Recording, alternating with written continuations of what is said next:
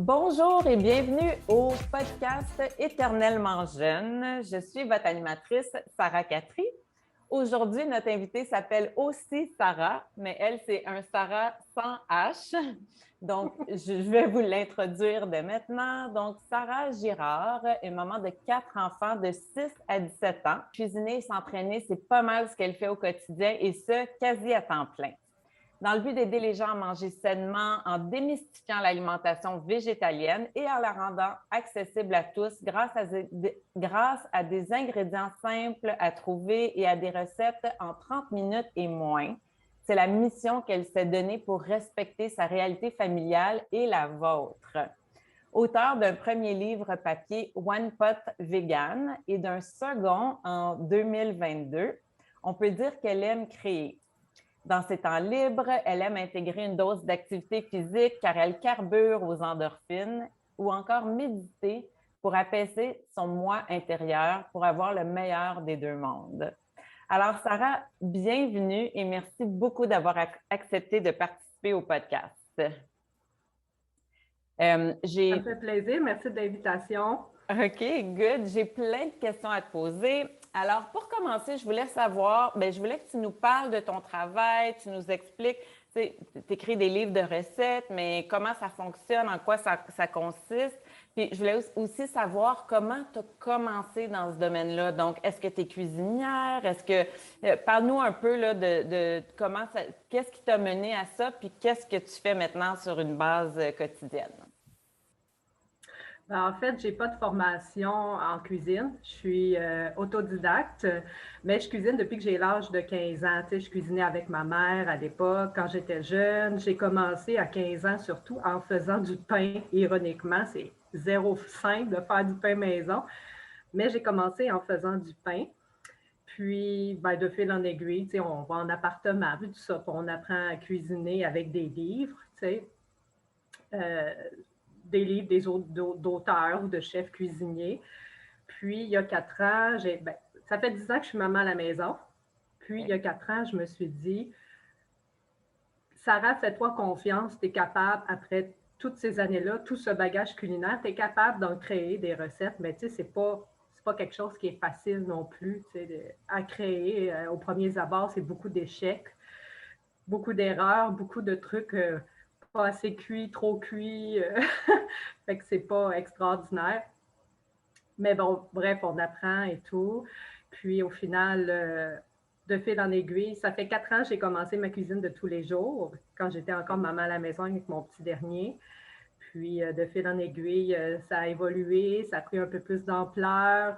J'ai signé un premier contrat avec une maison d'édition. J'ai fait un premier livre en 7 mois. Ça m'a pris 7 mois faire 100 recettes. One pot, qui sont, tu sais, je veux dire, plus One pot, c'est plus genre une casserole, une plaque ou un bol. Fait qu'en 7 mois, j'ai fait 100 recettes. Je pense que j'en créais comme 5 par semaine. C'était vraiment fou, là. Je ne devais plus dormir. Bref. Puis de fil en aiguille, comme ça allait évoluer. J'ai commencé à avoir des belles collaborations avec des compagnies et tout. Puis, voilà où j'en suis aujourd'hui, à créer mon deuxième livre de recettes. Wow! Fait que là, tu te rembarques dans l'aventure, puis j'imagine que ta famille doit aimer ça parce que tu cuisines beaucoup, donc il y a toujours de la nourriture chez toi, j'imagine. Toujours de la nourriture, mais toujours de la diversité. Je veux dire, tu sais, des fois, tu demanderas à mes enfants qu'est-ce que tu aimes, c'est quoi ton repas préféré? Puis des fois, ils ont de la misère à se rappeler, tu sais, à part le pâté chinois, le macaroni, genre à la viande végé, tu sais, des trucs classiques, ils ont de la misère à se rappeler ce que j'ai fait hier. Fait que, Ah, c'est ça, parce que quand on crée tout le temps des nouvelles recettes, on ne refait pas les classiques. Puis des fois, les enfants, c'est ça. non? Moi aussi, j'ai tendance à faire ça. Je vais faire une recette que tout le monde va aimer, puis là, ils vont me la redemander, puis je ne m'en rappelle plus parce que j'en fais tellement des différentes, C'est mais ça, exactement. Les enfants sont attachés aux classiques. Tu sais, on le sait, on a été enfants quand on était jeunes. Je pense qu'il y a 5 repas préférés que ta mère a faisait. Puis nos enfants, ils sont pareils. Tu sais, ils veulent manger les 5 mêmes repas à perpétuité. Tu sais, fait que... ouais. Mais donc là, tu crées ton prochain livre de recettes, donc c'est Oui. beaucoup de travail. Ah, énormément. Mais est-ce que tu vas en créer autant que la dernière fois ou est-ce que c'est... Oui. En fait, la manière que ça fonctionne, c'est que pour justifier un prix de vente, les livres contiennent généralement de 80 à 100 recettes. Pour justifier, c'est un prix basique. À peu près tous les livres de recettes ont plus ou moins le même prix de vente qu'on vend en librairie. Okay. Pour justifier, il faut créer de 80 à 100 recettes. Fait que oui, mon deuxième livre, que je ne peux pas révéler le sujet, va contenir encore 100 recettes, oui. Donc, c'est autant de travail en ce moment que ça l'a été pour le premier. Ben non, autant oui, mais moins dans le sens où cette fois-ci, je me suis respectée. J'ai dit, garde, Sarah, tu as une réalité familiale, tu as des collaborations avec des compagnies. Je travaille aussi à l'extérieur 2 jours par semaine. Je me suis dit, si je veux dormir la nuit, maintenant, il faut que je fasse la part des choses. Fait que là, cette fois-ci, j'ai demandé 1 an. J'ai demandé 1 an pour créer mon livre, donc j'ai jusqu'au 1er mars 2022, ce qui fait que ça me donne du temps parce que je dois aussi faire les photos. Tu sais, je dois faire 100 photos en plus de créer les 100 recettes. Est-ce que tu fais tes propres photos? Oui, toujours. OK, wow, OK. Puis mais j'imagine, c'est ça que là, tu dis que tu t'es plus respecté, mais tu as beaucoup appris de l'avoir fait une première fois. Puis là, tu sais à quoi tu peux t'engager, puis qu'est-ce qui est trop, qu'est-ce qui... puis j'imagine aussi que le fait de l'avoir déjà fait une première fois, ben, tu as pris le tour aussi, tu as peut-être une routine plus concrète. Ben oui, c'est sûr. Ben, pour le livre, tu sais, j'écris toujours mes recettes d'avance. Fait que j'arrive en cuisine, je sais où je m'en vais avec mes skis, tu sais. Mm-hmm. Pour les photos, j'ai énormément appris. Oui, énormément. Maintenant, avant, j'aimais pas trop ça. Je comprenais pas. Tu sais, c'est pas facile de faire de la photographie culinaire. Vraiment pas, puis tu le sais. Oui. Puis c'est pas facile de rendre le plat attrayant, puis que les gens le regardent, puis ils disent « Hey, j'ai envie de le manger! » C'est vraiment pas facile. Mais j'ai beaucoup appris, oui. Puis je suis vraiment contente parce que j'en ai parlé récemment dans mes stories Instagram. J'ai montré des photos d'il y a 1 an versus maintenant. Puis moi-même, j'ai vu mon cheminement, puis j'ai jamais été fière de mes propres photos culinaires en 4 ans. Je pense que c'est récemment, durant les derniers mois, que j'ai commencé à me dire « Hey, ils sont belles tes photos, Sarah! » Ah, ben bravo. Je les ai jamais aimées, mes photos. Fait que... Bien, ça s'apprend. Puis oui, j'ai vu sur tes stories, puis ça m'amène à ma prochaine question. C'est que tu es très présente sur les réseaux sociaux, comme sur Instagram, tu fais des stories, tout ça. Est-ce que ça fait longtemps que tu... on entend comme une musique, hein? Oui, c'est mon téléphone. OK. Il n'y a pas de problème. OK, je me demandais de où ça venait. Donc, c'est ça. Est-ce que ça fait longtemps que tu es présente sur les réseaux sociaux? Puis comment tu as commencé ça? Bien, présente sur les réseaux sociaux, Facebook, ça fait très longtemps. Ça fait, en fait, avant de créer ma cuisine de tous les jours, j'ai tenu un blog pendant 10 ans culinaire. Fait que, tu sais, j'ai comme fait 2 à 3 000 recettes sur ce blog-là qui existe encore sur Internet, mais que je ne me sers plus du tout. Okay. Mais tu sais, je l'ai laissé actif. Mais ce n'était pas mes créations à moi, tu sais. Okay. De 2007 à 2017, j'ai tenu un blog, puis de 2017 à maintenant, là, c'est plus professionnellement parlant. Fait que ça fait longtemps que je baigne là-dedans.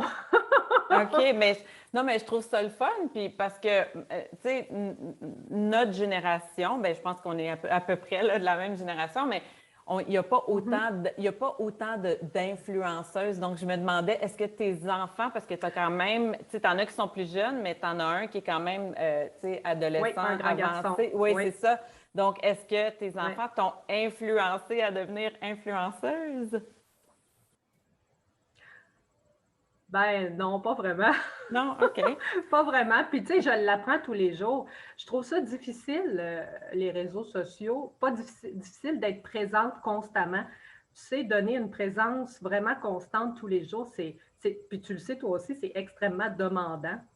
C'est un peu comme si on ouvrait la porte de ta maison, puis qu'on disait « Venez chez moi, je vous invite », tu sais. Mais je trouve que derrière les réseaux sociaux, tout paraît toujours beau, positif, joyeux, mais il y a une réalité derrière aussi. Puis je pense qu'on la vit tous en tant qu'être humain, tu sais, surtout quand on a des enfants et tout, à quel point que quand ils arrivent le soir avec les devoirs, les leçons, le souper, les bains, les ci, les ça, c'est fou, là. T'sais. Fait que non, les réseaux sociaux, ben, je te dirais que je l'ai appris sur le tas. On va dire ça comme ça. Mais t'es bonne parce que je te vois, tu partages beaucoup sur tes stories, tu as de la variété, tout ça. Moi, je le fais un peu aussi, mais pas la même envergure que toi, c'est-à-dire que je vais partager comme une ou deux stories, mais après ça, j'oublie le restant de la journée ou tu sais, je suis pas constante. Tandis que toi, je vois vraiment, puis tu parles à ton public, tout ça, puis tu as quand même un beau public justement parce que tu le fais, là. Donc, je te trouve bonne. Puis Ben, moi, c'est ça, c'est ça. Ouais, c'est ça qui arrive, en fait, Sarah, c'est que plus tu es là, plus les gens mhm, aiment ça. En oui. fait, les gens veulent savoir c'est qui la personne derrière les recettes, tu sais. Puis ça m'a pris du temps à le comprendre. Tu sais, Mhm. parce qu'ils savent t'es qui, ils voient tes recettes, ils les essaient, tu as des bons commentaires, mais ils ne savent pas la personne derrière, tu sais. La Sarah est qui, finalement, la vraie Sarah derrière, tu sais. Oui, Puis ça les intéresse aussi de savoir ta réalité derrière, là. oui, absolument. Puis c'est ça, parle-nous de ta vie de maman. C'est comment avoir des enfants qui ont quand même une assez grande différence d'âge. Là, ton plus jeune, on disait tantôt 6 ans, ton plus vieux, Oui, 17 ans. 6 ans. Alors, Oui, donc, c'est ça. OK, c'est ça. Donc, parle-nous, c'est comment, tu sais, c'est demandant, là, avec, tu as en plus un emploi 2 jours semaine, tu as ton livre de Oui, recettes. Parle-nous de oui. ça un peu. Ah, je capote. Je capote. Non, mais écoute, je vais parler des enfants, là, puis j'aborderai le niveau de travail après. Les enfants, c'est génial, parce que j'ai le meilleur des deux mondes. Tu sais, j'ai mon petit qui est en première année, il a 6 ans. Mhm. Puis j'ai mon grand garçon qui a commencé le cégep ici, fin août, qui a 17 ans. Fait que, tu sais, puis entre ça, j'ai une préadolescente. Tu sais, ça commence jeune, la préadolescence. Puis j'ai un autre garçon, tu sais, qu'il n'est pas rendu là encore. Bref, fait que pour ça, j'ai le meilleur des deux mondes. J'ai enfant, presque adulte, puis préadolescent. Fait que j'aime vraiment ça. J'aime ça gérer tout ça ensemble. Mais donc, les Puis en enfants. même temps, ça permet de créer des belles relations. La relation que j'ai avec mon fils de 17 ans, je lui parle à un adulte. Oui, mais oui. Fait que c'est pas la même affaire que mon petit de 6 ans. Là. Mais puis en même temps, les plus grands doivent aider avec les plus petits ou. Ben, là, il n'est plus ici, il a déménagé. Ah, il a déménagé, OK. Je savais qu'il était parti. Je pense qu'il Oui, a commencé le il cégep, est c'est parti. ça? OK. Oui, il a commencé le cégep, c'est quand même à 1 heure et quart d'ici, fait qu'il est déménagé en Ah. appartement avec des colocs, fait que Oh c'est mon ça. Dieu, OK, ça, c'est toute une étape. Comment tu prends ça? Ah, j'en ai pas parlé sur les réseaux sociaux parce que j'ai eu beaucoup de misère. Ah oui. J'ai eu beaucoup de misère. J'ai pleuré beaucoup. Tu sais, j'allais dans sa chambre, puis ça me serrait ici, là. Tu sais, Hmm. puis d'en parler aujourd'hui encore, je trouve que ça me rend encore émotive. Puis pourtant, il me texte. Tantôt, après le podcast, il me dit je vais t'appeler, maman. Tu sais, fait tu sais, on est encore en communication, là. Tu sais, c'est juste sa présence que je trouve difficile. Tu sais, es habitué d'avoir ça. Puis quand ton enfant s'en va, c'est là tu te dis, tabarouette, où sont passées toutes les années? Où sont passées toutes les années? Je ne l'ai pas vu grandir, puis il est rendu un adulte. Tu sais. Ça va vite. Ça va trop vite, hein? Ça va extrêmement vite. Oui. Mais tu en as 3 autres à la maison, donc j'imagine que tu Oui. n'as pas trop le temps de. J'ai le temps d'y passer, puis il me manque, mais c'est vrai qu'en contrepartie, je suis encore extrêmement occupée. Je n'ai même Mhm. pas le temps de m'asseoir. Fait que c'est à ce point-là. Mais c'est Mhm. correct dans la vie, je suis quelqu'un qui carbure. J'aime ça, là, en m'amusant. Moi, j'aime pas m'ennuyer. Fait que c'est correct, Mhm. ça me convient. Là. OK. Puis, donc, qu'est-ce que tu trouves le plus difficile? Comme ça a l'air à bien se passer pour toi, t'aimes ça, être maman, tout ça, mais ça serait quoi comme le côté le plus difficile d'être maman? Le plus difficile d'être maman, Oui. le plus difficile d'être maman, je trouve que quand tu as plusieurs enfants, c'est de passer du temps avec chacun d'eux séparément. Ah oui. Je trouve ça extrêmement difficile parce que souvent, on va les prendre, ils vont être comme deux ensemble ou trois ensemble. Mais quand est-ce que finalement on a le temps de prendre notre enfant tout seul puis de faire une sortie ou une activité avec, tu sais, parce qu'en tant que parent, si on en laisse un autre à côté, on fait comme, on se sent un peu coupable, tu sais, ah, ben je suis pas tout seul, je suis tout seul avec un, puis les deux autres, tu sais, puis là, on finit par se sentir coupable. Fait que je trouve qu'en tant que parent, c'est extrêmement difficile quand on a plusieurs enfants, de les séparer pour passer du temps tout seul parce que c'est déjà arrivé dans le passé, on les emmène au magasin ou à l'épicerie, peu importe. Puis je trouve que la personnalité de l'enfant se révèle tellement plus quand il est tout seul, un à un avec le parent, que quand on le met avec son frère ou sa sœur à côté, que finalement, l'interaction n'est vraiment pas la même, là. C'est sûr, là. Je suis tellement d'accord, tellement, tellement d'accord. Moi, j'en ai juste deux, mais quand on les a un à la fois, là, des fois, s'il y en a, tu sais, ma fille est partie chez des amis ou cet été, on a même voyagé avec juste notre fils, puis ils sont tellement différents. Puis, ben, je ne sais pas si c'est comme ça chez toi, mais chez nous, c'est comme quand ils sont seuls, il n'y a pas la compétition constante, donc ils sont juste eux-mêmes, puis c'est merveilleux. Donc, j'imagine que oui, avec quatre, ça doit être difficile, mais j'imagine que tu dois vraiment essayer de se trouver au moins des petits moments par-ci, par-là pour pouvoir leur accorder ça. Je fais mon possible, c'est important pour Mhm. moi. Tu sais, j'ai passé 10 ans à la maison en tant que maman à la maison, puis c'était Mhm. ce que j'avais toujours voulu. Je ne regrette pas. Puis si je pouvais revenir en arrière, puis le faire encore, je referais exactement la même chose. Mais tu sais, Mhm. oui, oui, tu as raison, tu sais, qu'on les prend tout seuls, ben, il n'y a pas de conflit, tu sais, des petites chicanes de frères et sœurs, là. Oui. ça, ça abolit tout ça. Oui, oui.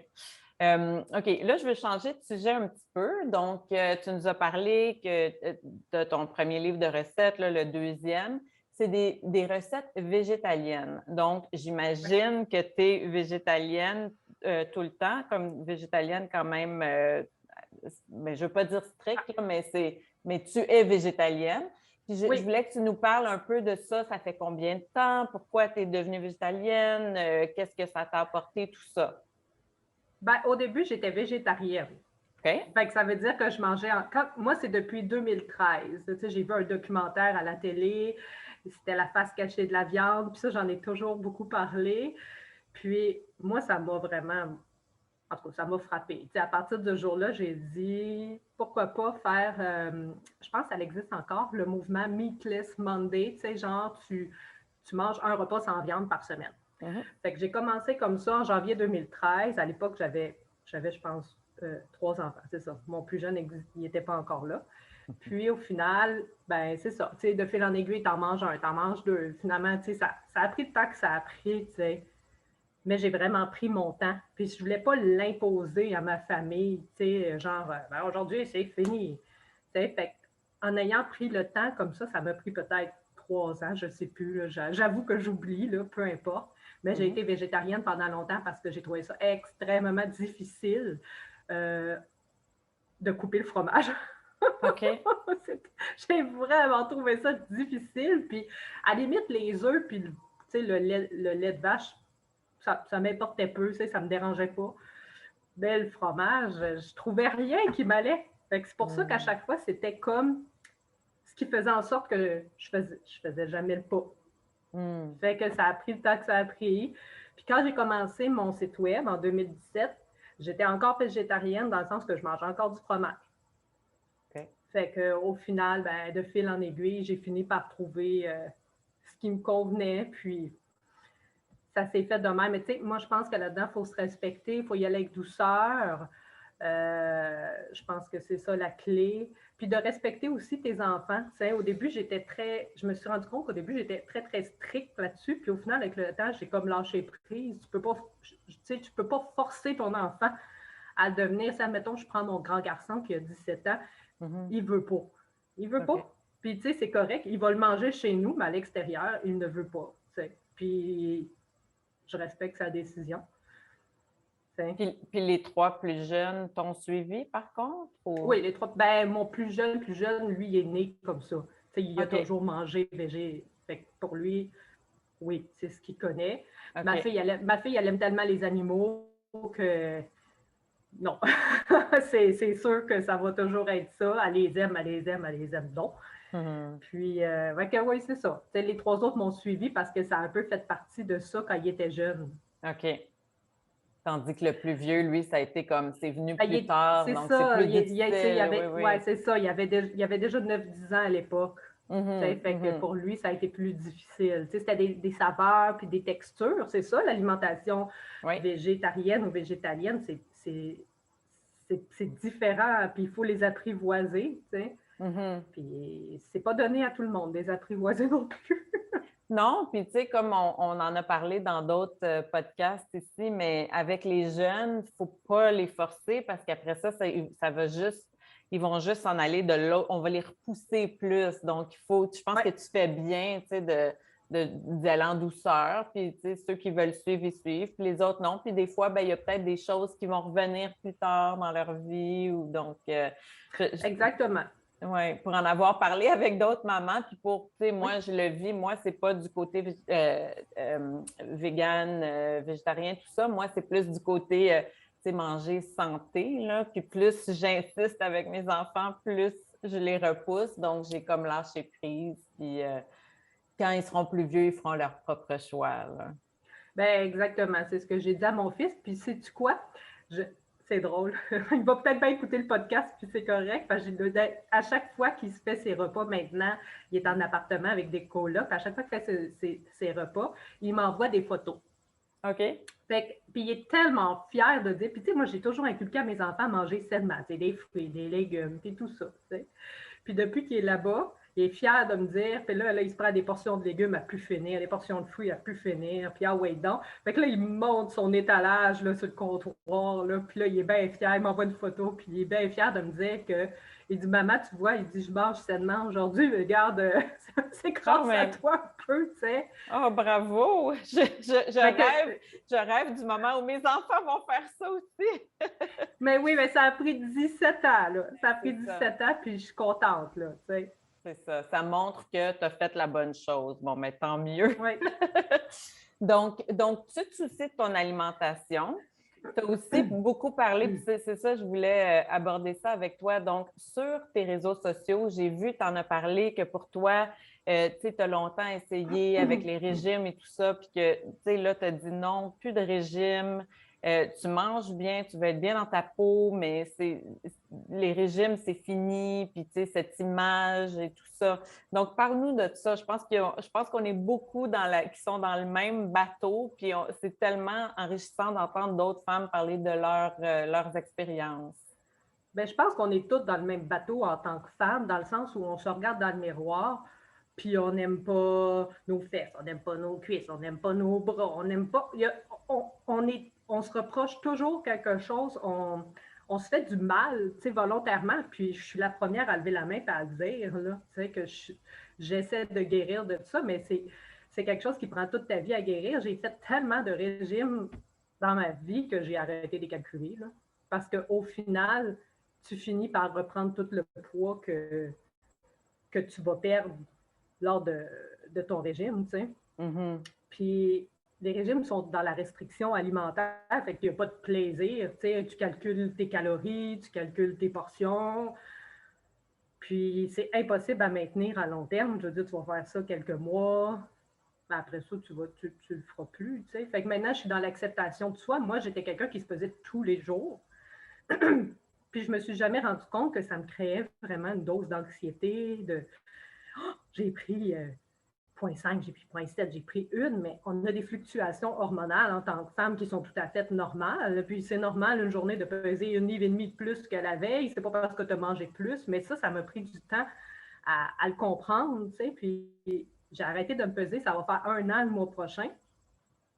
Ben, écoute, je ne me suis jamais sentie mieux que ça. Tu sais, je mets des aliments variés dans l'assiette, je mets des aliments colorés, je mets des aliments santé, mais j'ai décidé de ne plus m'empêcher si j'ai envie de manger un dessert, si j'ai envie de manger un bol de popcorn. Tu sais, tu comprends? J'ai décidé. Tu sais, c'est pas des. Faut pas. Comment je peux dire ça? Il ne faut pas catégoriser les aliments dans le sens bon ou mauvais. Mhm. Il n'y a pas ces catégories-là. Tu sais, tous les aliments sont nécessaires pour ton corps. Je pense que rendu là, il faut savoir comment je pourrais dire ça? Il faut savoir bien les proportionner dans le sens que, si admettons, hier j'ai mangé, je te donne un exemple, j'ai mangé un brownies. Avant, j'aurais eu tendance, la Sarah d'il y a quelques années aurait eu tendance à se flageller pour ça, dire hey, t'as mangé un brownie, il fallait pas le faire, tu vas prendre du poids, tout ça, tu sais. Puis ça, j'ai réussi à sortir de ça, à juste me dire voyons, Sarah, c'est pas mal, le brownies, il est pas mal à manger, là, il ne fera pas du mal, tu sais. Mais il y a aussi autre chose qu'on doit combattre, mais peut-être pas toi, mais moi, dans ma famille, le dessert a toujours fait partie intégrante d'un repas depuis qu'on est jeune. Puis, moi et ma sœur, on est vraiment un souci de se dire qu'on passe beaucoup, on associe beaucoup le sucre à nos émotions. Tu vis un stress, tu vas manger du sucre. Tu vis de la peine, tu vas manger du sucre. Tu sais, c'est... Puis je suis sûre qu'il y en a qui vont se reconnaître, ils vont faire comme moi aussi. Mais oui, absolument. Absolument. Puis, tu sais, oui, absolument. Puis, je pense qu'il y a beaucoup de familles que c'est comme ça. Puis, moi, je n'ai pas été élevée comme ça parce que chez nous, il n'y avait pas beaucoup de desserts, mais mon mari a été élevé comme ça. Puis, avec les enfants, j'ai essayé de ne pas faire ça, mais tu sais, disons, ils me demandaient un dessert, je leur donnais comme un bol de fraises. Puis là, ils disaient non, on veut un vrai dessert. Puis mon mari prenait leur bord, ben Sarah, c'est vrai, là, c'est pas du dessert, ça. Mais je suis comme, mais oui, c'est que, tu sais, c'est tellement incrusté. Puis oui, après ça, on associe les émotions, tu sais, c'est notre fête où on a fait un bon coup, ben là, on veut célébrer avec du dessert, tout ça. Mais je pense que, comme tu dis, de s'enlever la culpabilité aussi, ça, tu sais, c'est ça qui est comme important. Mais en même temps, je pense que c'est important d'avoir une base, de savoir comment bien manger, savoir écouter son corps, puis après ça, on y va intuitivement. Parce que quelqu'un qui n'a aucune connaissance, ben, intuitivement, ça va peut-être être beaucoup de malbouffe, puis ça, ben, c'est que ça ne te fera juste pas se sentir bien. Donc, je pense que toi, Oui, le fait que tu cuisines beaucoup, tu connais les bons aliments, tout ça, donc après ça, ben, c'est là, tu t'écoutes et tu suis qu'est-ce que tu as envie. Excuse-moi, vas-y, tu allais dire. Oui, j'allais dire quelque chose, j'ai oublié. Excuse-moi. C'est vraiment pas grave. C'est venu puis c'est reparti aussi vite. Mais si ça revient, je te fais un signe. Là, je ne sais plus ce que j'allais dire. Mais c'est extrêmement dur de sortir de ça. Puis c'est encore quelque chose aujourd'hui, en date d'aujourd'hui, que j'ai besoin de guérir. J'ai fait beaucoup de cheminement, mais ça fait juste 1 an, tu sais. Puis, je pense que c'est de s'entourer aussi des bonnes personnes, de lire beaucoup ces choses-là, tu sais, parce que sinon, c'est vrai que. Puis, tu sais, c'est vraiment pas quelque chose qui est facile à faire. Puis, c'est pas inné, là. Non. Vraiment pas. Non, je comprends. Puis c'est aussi, est-ce que tu trouves que c'est important aussi ta façon, comme ton comportement face à ton alimentation, c'est important pour l'exemple que tu donnes à tes enfants? Oui, exactement. Puis je vais te le dire pourquoi, parce que c'est un fait vécu. Puis ça a circulé beaucoup sur les réseaux sociaux durant la dernière année. Puis moi, j'en avais pris part, puis j'avais vraiment dit haut et fort une erreur que j'ai faite auprès de ma fille. Ma fille est un peu de mon gabarit. C'est pas dire qu'elle est faite, dans le sens qu'elle n'est pas toute frêle, là, toute fine. Fait, elle est faite un petit peu plus forte. Puis déjà, elle se trouve grosse et elle n'a que 10 ans et elle me le dit verbalement, maman, je ne m'aime pas, je me trouve grosse, j'ai une bédaine, peu importe. Puis je me suis rendu compte que c'est quelque chose qui était de ma faute dans le sens que l'année dernière encore, je projetais sur elle, pas en lui disant des choses à elle, en moi, en me disant des choses à moi dans le sens où j'ai une bédaine, ou si, ou ça, tu sais. Puis elle, évidemment, elle les entend. Fait que elle répète ce mauvais comportement-là, qui est la part de sa mère. T'sais. Puis moi, ça m'a fait beaucoup, beaucoup de peine parce que c'est pas ça que je veux. Je veux que ma fille pense d'elle. Mais c'est encore une fois ce que la société renvoie aujourd'hui, malheureusement, en 2021. On n'arrive pas à se sortir de ça, que le corps d'une femme, c'est censé d'être ça. Mais c'est pas vrai. Il y a tout plein de corps, puis tout plein de corps qui sont parfaits puis beaux. Puis c'est ce que j'inculque maintenant à ma fille aujourd'hui. Absolument. Je veux pas qu'elle se trouve grosse. Elle est belle comme elle est, là. c'est sûr. C'est sûr, puis t'as dit c'est de ma faute, mais c'est pas ta faute. C'est comme tu dis, c'est la faute de la société. Tu sais, toi, tu l'as vécu autant qu'elle l'a vécu. C'est pas, parce Mhm. que tu sais, c'est pas pour mal faire, c'est pas, mais oui, on est pris dans ce. Puis tu sais, moi, c'est sûr que je prône beaucoup l'alimentation saine, mais c'est pour être en santé. C'est pas pour, tu sais, c'est pas pour avoir le physique parfait ou pour c'est pour bien se Non. sentir, tu sais, c'est ça qui est Oui, important. Puis je pense, exactement. C'est ça que je voulais dire tantôt. Tu sais, l'alimentation saine, c'est pour bien sentir. C'est pourquoi tu mets des assiettes colorées. C'est pas pour faire plate. C'est parce que tu te sens mieux. Si tu manges, admettons, je te donne un exemple, j'en mange plus du tout, mais dans le temps où je mm, mangeais du McDonald's, mhm, jamais je me sentais comme un repas équilibré. Admettons que j'ai fait un spaghetti ou une belle lasagne, ou peu importe le plat avec une belle salade à côté, tu ne te sens pas pareil à l'intérieur de toi. Ça ne te donne pas la même énergie. Ça ne te donne pas la même énergie aussi si tu veux bouger. mhm. Fait que tout part de ce que tu mets dans ton assiette, mais ça c'est long avant que ça fasse son bout de chemin ici. Oui, absolument, c'est long, puis c'est ça, puis comme avec nos enfants, ils vont le sentir, le ressentir eux-mêmes, puis je pense que ça va être la meilleure façon de l'apprendre, là, que si c'est nous qui leur disons, bien, c'est sûr qu'il faut les guider, mais tu sais, les forcer d'une certaine façon, c'est pas la meilleure façon, c'est les conséquences naturelles, c'est comment on se sent nous-mêmes, là. Puis je voulais parler aussi ça de l'exercice physique parce que ça aussi, tu en parles beaucoup, tu adores t'entraîner, tu aimes la dose d'endorphine, tout ça. Donc, toi, tu t'entraînes pas pour avoir le physique parfait, tu t'entraînes parce que ça te fait sentir bien, si j'ai bien compris. Avant, avant c'était pour perdre du poids. Je ne le cacherai OK. pas. Là, je vais être franc. C'était pour perdre du poids, mais ça n'a jamais vraiment fonctionné plus que ça parce que tout part aussi de ton alimentation. Tu as beau t'entraîner, si ton alimentation ne va pas te faire, ben, ta perte de poids, oublie-la. Mhm. Fait que avant, c'était ça. Mais je te dirais que depuis la dernière année, c'est plus ça. J'ai une coach maintenant qui est extraordinaire. Puis elle a dit, elle est comme contre les régimes, contre les plans alimentaires, puis toutes ces affaires-là. Elle dit souvent, si tu as la santé, tu vas avoir la shape. Mais elle a raison, dans le sens que tout part de ton assiette. Puis moi, j'ai vraiment lâché prise. Maintenant, je m'entraîne vraiment juste parce que j'aime m'entraîner, parce que ça me fait du bien, parce que ça me donne de l'énergie pour ma journée. Pas parce que je veux perdre du poids, je m'entraîne parce que j'aime ça. Mhm. J'adore ça, ça fait vraiment partie de mon quotidien ben, quasiment tous les jours. Mais puis est-ce que de le faire pour une différente raison, tu sais, de le faire parce que tu aimes ça, puis parce que ça te fait sentir bien, est-ce que ça rend l'activité plus agréable aussi? Ah oui, c'est clair. J'ai pas la pression de perdre du poids. Là, j'ai C'est juste ça. la pression. En fait, c'est pas de la pression. Je me fais juste du fun. Mhm. C'est quelque chose qui est dans ma journée. C'est un 30-40 minutes qui est pour moi. Puis en tant que maman, tu pourras le dire, on n'a pas vraiment de temps pour nous dans la vie. Mhm. Puis ce 30-40 minutes-là, ben, il est pour moi, puis moi tout seul, tu sais. Puis pendant longtemps, je me suis dit, Colin, Sarah, t'es-tu égoïste de passer du temps pour toi, tu sais? Puis finalement, la réponse à cette question-là, c'est non, t'en as besoin mentalement, physiquement, puis surtout mentalement en tant que maman. Ben, t'en as besoin de ce temps-là pour toi. Puis ça, j'en ai parlé souvent dans les stories, genre de ne pas hésiter à avoir un temps pour nous dans la journée, que ce soit, tu sais, j'ai mis aussi la méditation à mon quotidien, mais Oui. aussi l'entraînement.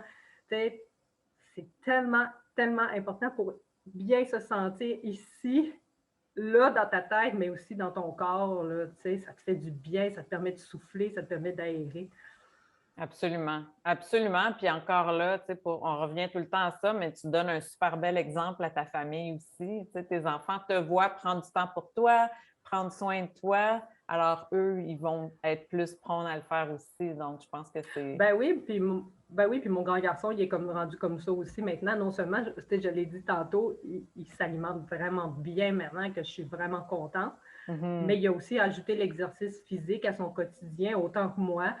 Puis, ça lui fait vraiment du bien. Tu sais, bon, OK, à 17 ans, c'est peut-être pas les mêmes motifs à 100%, mais il s'entraîne quand même, puis ça lui fait du bien, là, tu sais. Oui. Puis tes entraînements, est-ce que c'est toujours comme des entraînements que tu fais à la maison ou est-ce que tu fais du sport aussi? Oui. Est-ce que... Ben, j'ai Non. couru pendant longtemps. J'ai OK. couru pendant longtemps, mais j'ai commencé à avoir très mal aux genoux, mal aux mollets, fait que j'ai comme fait, garde, c'est pas vrai que je vais aller, je vais aller me blesser. Mhm. Fait que non, je m'entraîne vraiment toujours à la maison. Ben, ça a toujours été à la maison. On dirait OK. que je suis incapable d'aller dans un gym. Je veux pas regarder les autres, puis je veux pas que les autres me regardent. Tu sais. Mhm. Ça a l'air bête dit de même.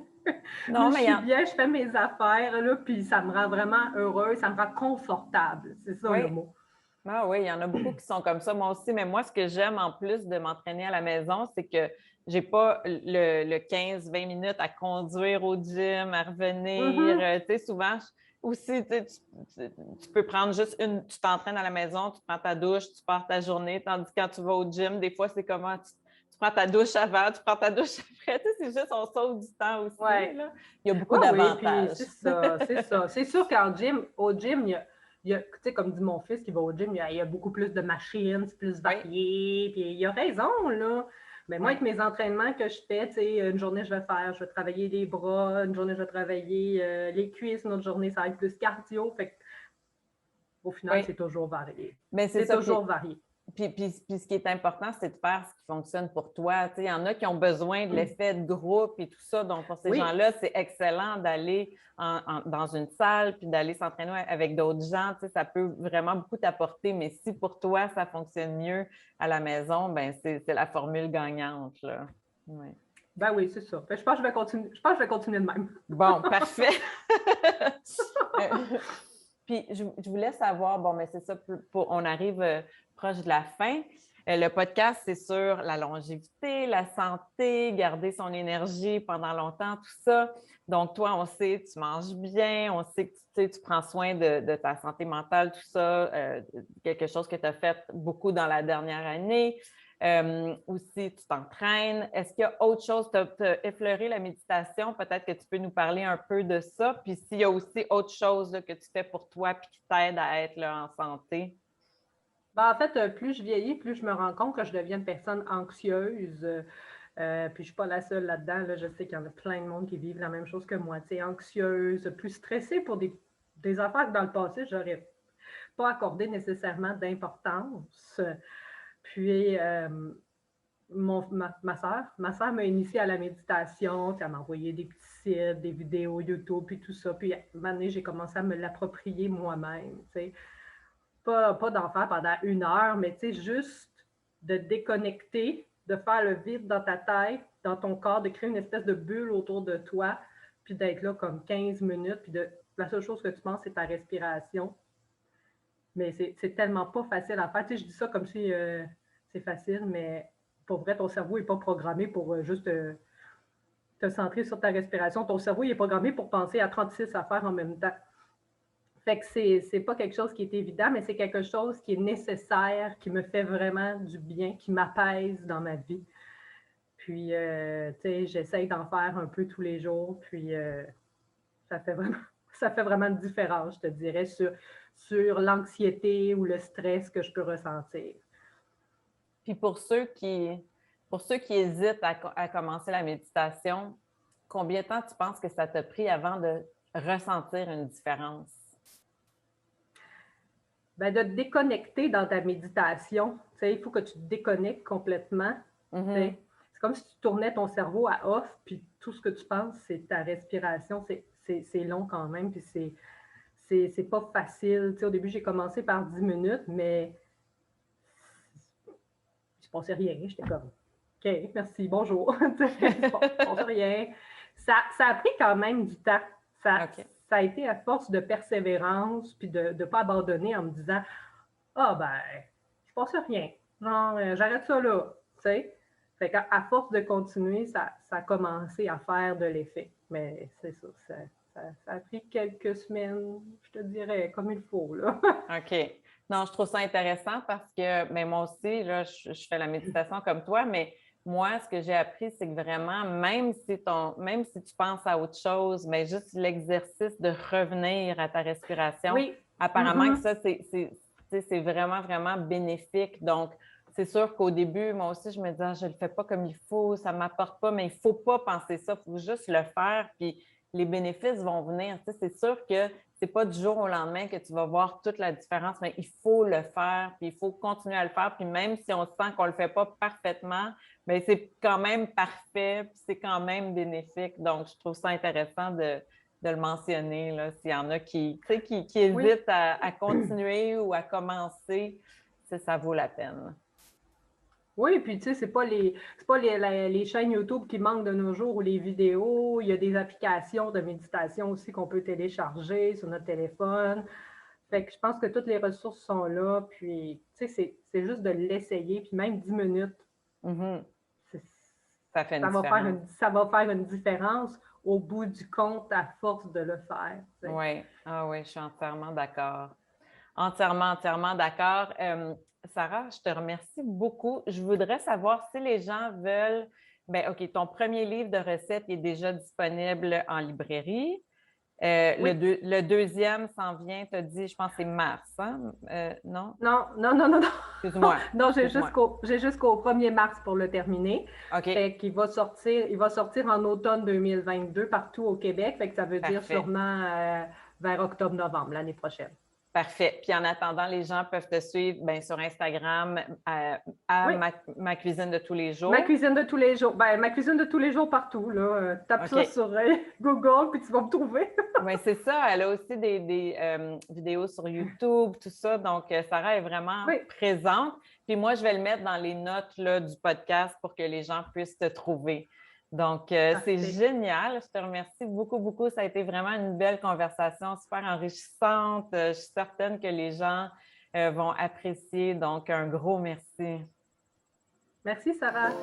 OK, à bientôt. Bye bye.